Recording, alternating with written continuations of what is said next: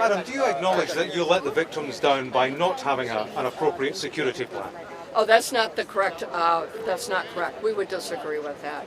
We had It was a a plan security that allowed an attacker to drive into a crowd. and I take exception to that, and I do not agree with that. That has We to had be a failure. plan. We do know that people have lost their lives, but if you're experienced with terrorism, you would not be asking that question. Well, with respect, experience of terrorism surely requires appropriate security protection.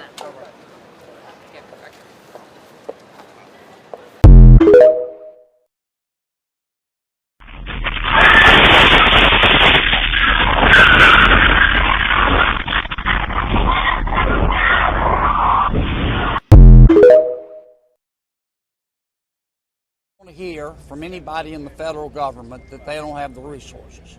Now, the White House, the FBI, Justice, Homeland Security are in charge now. We're cooperating with them. I want to give them a reasonable period of time. There's a lot of information out there. Some of it is actually true. I want to give them a reasonable period of time, but they need to saddle up and ride. We need to find out what happened here, and it's not going to be covered up. We're going to tell the American people exactly what happened. I'm not interested in placing blame or saying who was right or wrong.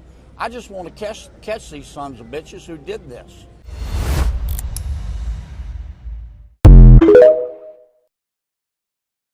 Surveillance video shows the moment that a man drove a pickup truck into a crowd of people celebrating the new year on Bourbon Street early yesterday morning. He drove onto a sidewalk, bypassing a police vehicle. At least 15 people were killed in the attack and 30 others injured. The driver then opened fire at police and died in the resulting shootout. 2 officers were also shot, but they are in stable condition. According to the FBI, the suspect was a 42-year-old U.S. citizen from Texas. He had an ISIS flag mounted on the back of the truck that was used in the attack. Officials are now looking into whether the terrorist group was indeed involved. The vehicle was rented from the car-sharing marketplace Turo.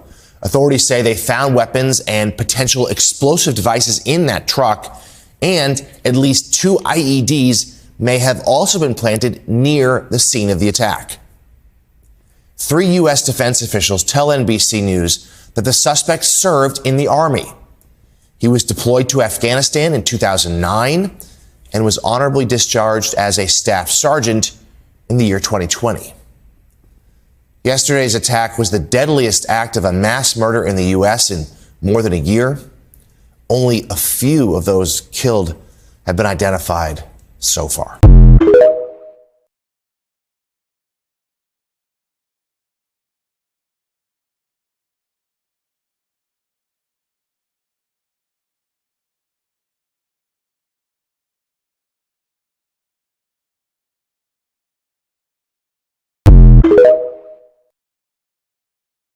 What percentage of your workers are not U.S. born?